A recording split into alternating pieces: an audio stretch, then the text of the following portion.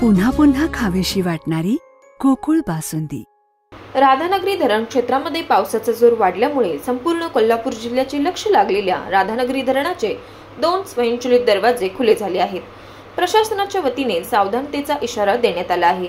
आज शुक्रवार दिनांक 25 रोजी रात्री 10:03 राधानगरी धरणाचे स्वयंचलित दरवाजे क्रमांक 3 आणि 6 उघडले आहेत। राधानगरी धरणातून सेवाद्वार क्रमांक 6 व 3 मधून 2856 क्युसेक व बीओटी पॉवर हाऊस मधून 1500 क्युसेक असा एकूण 4356 क्युसेक इतका विसर्ग भोगावती नदीपात्रामध्ये सुरू आहे।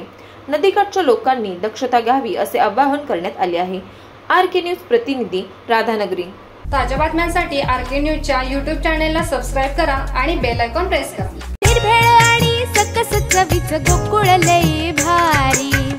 गोकुळ दूध आणि दर्जेदार दुग्ध उत्पादने। चव आहे कोल्हापुरी। गोकुळ लई भारी।